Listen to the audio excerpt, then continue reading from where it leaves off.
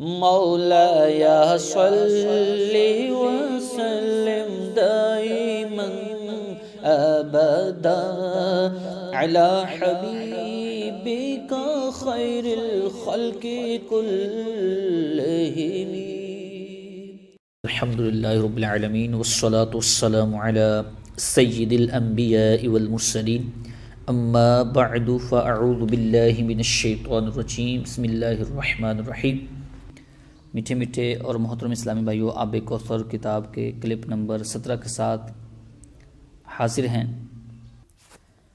واقعات دنیاوی مصیبتوں اور پریشانیوں کا دفیہ درود پاک سے. پہلا واقعہ، کسی شخص نے کسی دوست سے 3000 دینار قرض لیا اور واپسی کی تاریخ مقرر ہو گئی، مگر ہوتا وہی ہے جو اللہ تعالیٰ کو منظور ہو. اس شخص کا کاروبار معطل ہو گیا اور وہ بالکل کنگال ہو کر رہ گیا. قرض خواہ نے تاریخ مقررہ پر پہنچ کر قرضہ کی واپسی کا مطالبہ کیا. اس مقروض نے معذرت چاہی کہ بھائی میں مجبور ہوں، میرے پاس کوئی چیز نہیں ہے. قرض خواہ نے قاضی کے ہاں دعویٰ دائر کر دیا. قاضی صاحب نے اس مقروض کو طلب کیا اور سماعت کے بعد اس مقروض کو 1 ماہ کی مہلت دی اور فرمایا کہ اس قرضہ کی واپسی کا انتظام کرو. مقروض عدالت سے باہر آیا اور سوچنے لگا کہ کیا کروں. ممکن ہے کہ اس نے کہیں سے یہ پڑھا ہو یا علماء کرام سے یہ سنا ہو کہ رسول اکرم صلی اللہ علیہ وسلم کا ارشاد گرامی ہے، جس بندے پر کوئی مصیبت کوئی پریشانی آ جائے تو وہ مجھ پر درود پاک کی کثرت کرے، کیونکہ درود پاک مصیبتوں پریشانیوں کو لے جاتا ہے اور رزق بڑھاتا ہے. الحاصل اس نے عاجزی اور زاری کے ساتھ مسجد کے گوشے میں بیٹھ کر درود پاک پڑھنا شروع کر دیا. جب 27 دن گزر گئے تو اسے رات کو ایک خواب دکھائی دی. کوئی کہنے والا کہتا ہے، اے بندے تو پریشان نہ ہو، اللہ تعالیٰ کارساز ہے، تیرا قرض ادا ہو جائے گا. تو علی بن عیسیٰ وزیر سلطنت کے پاس جا اور جا کر اسے کہہ دے کہ قرضہ ادا کرنے کے لیے مجھے 3000 دینار دے دے.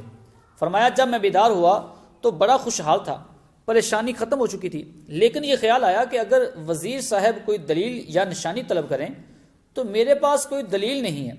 دوسری رات ہوئی، جب آنکھ سو گئی تو قسمت جاگ اٹھی. مجھے آقائے دو جہان رحمت دو عالم شفیع اعظم صلی اللہ تعالیٰ علیہ وآلہ وسلم کا دیدار نصیب ہوا. حضور صلی اللہ تعالیٰ علیہ وآلہ وسلم نے بھی علی بن عیسیٰ وزیر کے پاس جانے کا ارشاد فرمایا. جب آنکھ کھلی تو خوشی کی انتہا نہ تھی. تیسری رات پھر امت کے والی صلی اللہ تعالیٰ علیہ وسلم تشریف لاتے ہیں اور پھر حکم فرماتے ہیں کہ وزیر علی بن عیسیٰ کے پاس جاؤ اور اسے یہ فرمان سنا دو. عرض کیا، یا رسول اللہ صلی اللہ تعالیٰ علیہ وآلہ وسلم، فدا کا ابی و امی، میں کوئی دلیل یا علامت چاہتا ہوں جو کہ اس ارشاد کی صداقت کی دلیل ہو. یہ سن کر حضور صلی اللہ تعالیٰ علیہ وآلہ وسلم نے میری عرض کی تحسین فرمائی اور فرمایا کہ اگر وزیر تجھ سے کوئی علامت دریافت کرے تو کہہ دینا. اس کی سچائی کی علامت یہ ہے کہ آپ نماز فجر کے بعد کسی کے ساتھ کلام کرنے سے پہلے 5000 بار درود پاک کا تحفہ دربار رسالت میں پیش کرتے ہو، جسے اللہ تعالیٰ اور کرامن کاتبین کے سوا کوئی نہیں جانتا. یہ فرما کر سید دو عالم صلی اللہ تعالیٰ علیہ وآلہ وسلم تشریف لے گئے. میں بیدار ہوا، نماز فجر کے بعد مسجد سے باہر قدم رکھا اور آج مہینہ پورا ہو چکا تھا. میں وزیر صاحب کی رہائش گاہ پر پہنچا اور وزیر صاحب سے سارا قصہ سنایا. جب وزیر صاحب نے کوئی دلیل طلب کی اور میں نے حضور محبوب کبریا صلی اللہ تعالیٰ علیہ وسلم کا ارشاد سنایا تو وزیر صاحب خوشی اور مسرت سے چمک اٹھے اور فرمایا، مرحبا مرحبا برسول اللہ حقا. اور پھر وزیر صاحب اندر گئے اور 9000 دینار لے کر آ گئے. ان میں سے 3000 گن کر میری جھولی میں ڈال دیے اور فرمایا یہ 3000 قرضہ کی ادائیگی کے لیے، اور پھر 3000 اور دیے کہ یہ تیرے بال بچے کا خرچ، اور پھر 3000 اور دیے اور فرمایا یہ تیرے کاروبار کے لیے. اور ساتھ ہی وداع کرتے ہوئے وقت قسم دے کر کہا، اے بھائی تو میرا دینی اور ایمانی بھائی ہے، خدا را یہ تعلق اور محبت نہ توڑنا، اور جب بھی آپ کو کوئی کام کوئی حاجت درپیش ہو بلا روک ٹوک آ جانا، میں آپ کے کام دل و جان سے کیا کروں گا.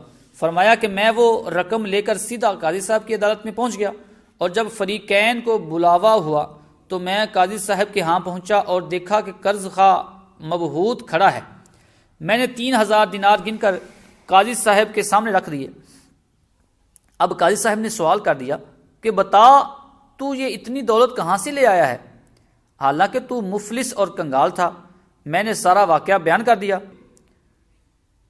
قاضی صاحب یہ سن کر خاموشی سے اٹھ کر گھر گئے اور گھر سے 3000 دینار لے کر آ گئے اور فرمایا ساری برکتیں وزیر صاحب ہی کیوں لوٹ لیں، میں بھی اسی سرکار کا غلام ہوں، تیرا یہ قرضہ میں ادا کرتا ہوں۔ جب صاحب دین یعنی قرضے والے نے یہ ماجرا دیکھا تو وہ بولا کہ ساری رحمتیں تم لوگ ہی کیوں سمیٹ لو، میں بھی ان کی رحمت کا حقدار ہوں۔ یہ کہہ کر اس نے تحریر کر دیا کہ میں نے اس کا قرض اللہ عز و جل اور رسول اللہ صلی اللہ تعالی علیہ وسلم کے لیے معاف کر دیا۔ اور پھر مقروض نے قاضی صاحب سے کہا آپ کا شکریہ، لیجئے اپنی رقم سنبھال لیجئے۔ تو قاضی صاحب نے فرمایا اللہ تعالیٰ اور اس کے پیارے رسول صلی اللہ علیہ وسلم کی محبت میں جو دینار لایا ہوں وہ واپس لینے کو ہرگز تیار نہیں ہوں، یہ آپ کے ہیں، آپ لے جائیں۔ تو میں 12,000 دینار لے کر گھر آ گیا اور قرضہ بھی معاف ہو گیا۔ یہ برکت ساری کی ساری درود پاک کی ہے۔ جذب القلوب صفحہ 263 کے حوالے سے عرض کیا گیا ہے، مشکل جو سر پہ آ پڑی تیرے ہی نام سے ٹلی، مشکل کشا ہے تیرا نام، تجھ پر درود اور سلام۔ ایک شخص کے ذمہ 500 درہم قرضہ تھا، مگر حالات ایسے تھے کہ وہ قرضہ ادا نہیں کر سکتا تھا۔ اس کو نبی اکرم صلی اللہ تعالی علیہ وآلہ وسلم کا عالم رؤیا میں دیدار نصیب ہوا۔ اس نے اپنی پریشانی کی شکایت کی۔ حضور صلی اللہ تعالی علیہ وآلہ وسلم نے اپنے امتی کی پریشانی کی کہانی سن کر فرمایا تم ابو الحسن کیسائی کے پاس جاؤ اور میری طرف سے اسے کہو کہ وہ تمہیں 500 درہم دے۔ وہ نیشا پور میں ایک سخی مرد ہے، ہر سال 10,000 غریبوں کو کپڑے دیتا ہے، اور اگر وہ کوئی نشانی طلب کرے تو کہہ دینا کہ تم ہر روز دربار رسالت میں 100 بار درود پاک کا تحفہ حاضر کرتے ہو، مگر کل تم نے درود پاک نہیں پڑھا۔ وہ شخص بیدار ہوا اور ابو الحسن کیسائی کے پاس پہنچ گیا اور اپنا حال زار بیان کیا، مگر اس نے کچھ توجہ نہ دی۔ پھر حضور صلی اللہ تعالی علیہ وسلم کا پیغام دیا تو اس نے نشانی طلب کی، اور جب نشانی بیان کی تو ابو الحسن سنتے ہی تخت سے زمین پر کود پڑا اور دربار الہی میں سجدہ شکر ادا کیا، اور پھر کہا اے بھائی، یہ میرے اور اللہ کے درمیان ایک راز تھا، کوئی دوسرا اس راز سے واقف نہ تھا، واقعی کل میں درود پاک پڑھنے سے محروم رہا تھا۔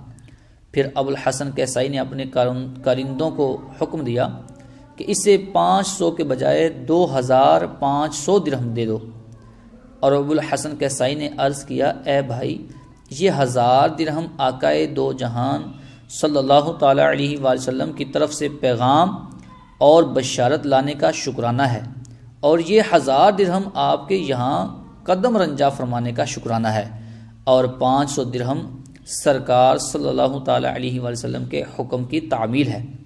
اور مزید کہا کہ آپ کو آئندہ کوئی ضرورت درپیش ہو تو میرے پاس تشریف لایا کریں۔ معارج النبوہ صفحہ 329 جلد 1 کے حوالے سے عرض کیا گیا ہے۔ ایک مولوی صاحب نے ایک شخص کو بطور وظیفہ روزانہ پڑھنے کے لیے درود پاک بتا دیا، ساتھ ہی کچھ فوائد درود پاک کے سنا دیے۔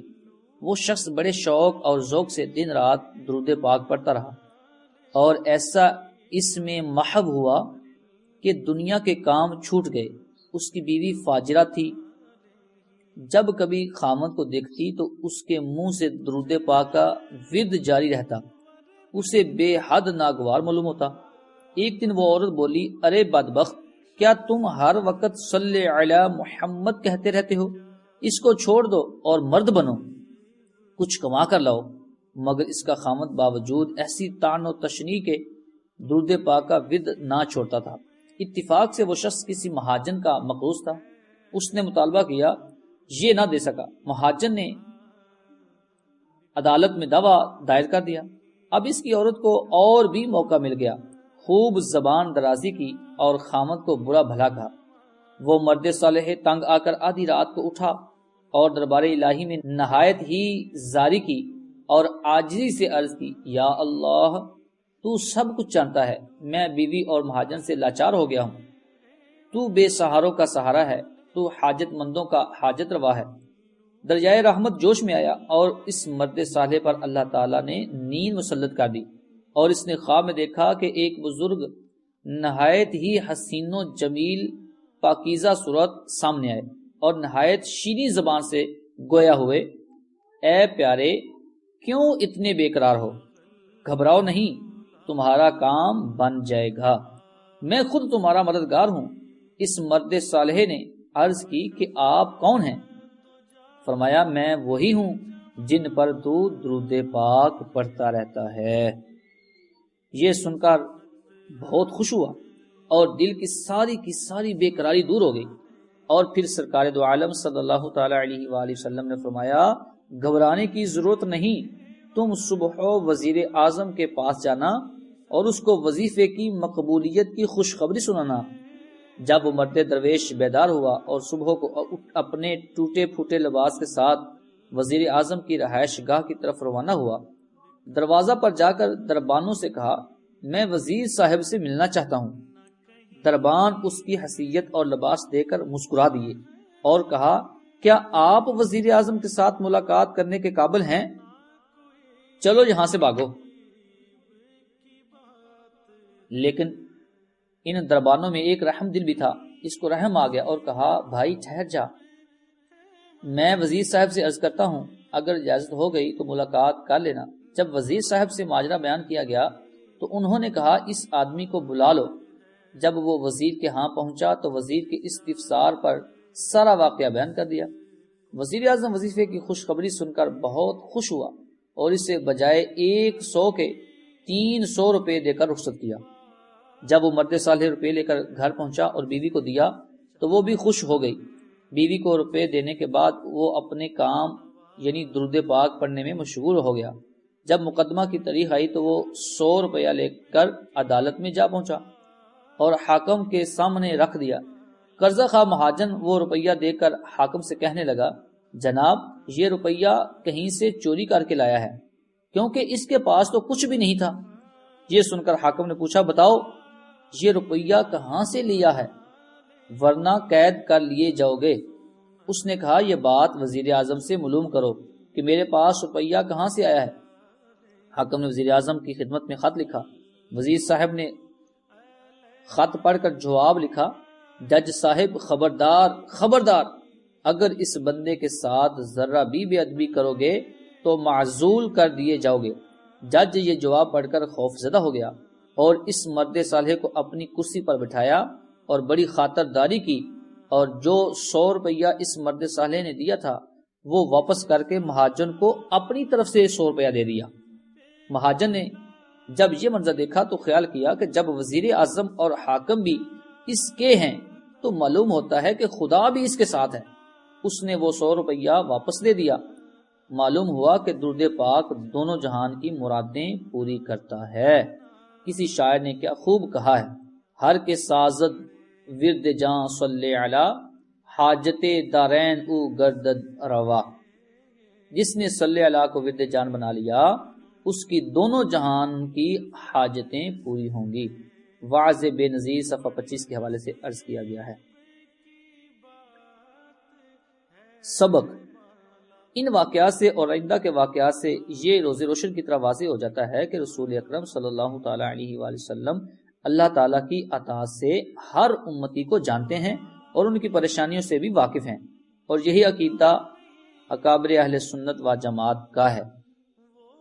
چنانچہ شاہ عبد العزیز محدث دہلوی قدس سرہ تفسیر عزیزی میں آیت مبارکہ وَيَكُونَ الرَّسُولُ عَلَيْكُمْ شَهِيدًا کی تفسیر کرتے ہوئے فرماتے ہیں کہ تمہارے رسول تم پر قیامت کے دن بدیں وجہ گواہی دیں گے کہ وہ نور نبوت سے ہر مومن کے رتبے کو جانتے ہیں، اور یہ بھی جانتے ہیں کہ اس کے ایمان کی حقیقت کیا ہے، اور یہ بھی جانتے ہیں کہ میرے فلاں امتی کی ترقی میں کیا چیز رکاوٹ بنی ہوئی ہے۔ الحاصل رسول اکرم صلی اللہ تعالی علیہ وآلہ وسلم تمہارے گناہوں کو بھی جانتے ہیں اور تمہارے ایمان کے درجات کو بھی جانتے ہیں، اور وہ تمہارے اچھے برے عملوں کو بھی جانتے ہیں، اور تمہارے اخلاص اور نفاق کو بھی جانتے ہیں۔ تفسیر عزیزی صفحہ 518 سورہ بقرہ کے حوالے سے عرض کیا گیا۔ بلکہ سرور دو عالم نور مجسم صلی اللہ تعالی علیہ وآلہ وسلم نے خود فرمایا، بے شک اللہ تعالیٰ نے ساری دنیا میرے سامنے کر دی ہے، اور میں دنیا کی طرف جو کچھ قیامت کے دن تک اس میں ہونے والا ہے سب کچھ دیکھ رہا ہوں، جیسا کہ میں اپنے ہاتھ کی اس ہتھیلی کو دیکھ رہا ہوں۔ اس حدیث مبارکہ کو سیدنا عبداللہ بن عمر رضی اللہ تعالی عنہما نے روایت کیا ہے۔ مواہب لدنیا و شرح للرزقانی صفحہ 214، شرح الرزقانی کا صفحہ نمبر 7۔ نیز صاحب تفسیر روح المعانی رحمۃ اللہ تعالی نے اپنی تفسیر میں آیت مبارکہ یا ایھا النبی انا ارسلناک شاہدا کی تفسیر کرتے ہوئے لکھا ہے، اے پیارے نبی، ہم نے آپ کی امت پر آپ کو شاہد بنایا ہے کہ آپ ان کے احوال کی نگرانی فرماتے ہیں اور ان کے عملوں کو ملاحظہ فرماتے ہیں، اور آپ کی امت سے تصدیق اور تکذیب یا ہدایت اور گمراہی جو کچھ صادر ہوتا ہے آپ اس کے بھی گواہ ہیں۔ تفسیر روح المعانی صفحہ 45 جز 22۔ مفتی صاحب فرماتے ہیں مزید اس مسئلہ کی تفصیل درکار ہو تو فقیر کا رسالہ الیواقیت والجواہر کا مطالعہ کریں۔ اللہ تعالی ہم سب کو عقائد اہل سنت و جماعت پر قائم رکھے اور اسی پر خاتمہ بالخیر ہو، آمین بجاہ النبی الامین صلی اللہ تعالی علیہ وآلہ وسلم۔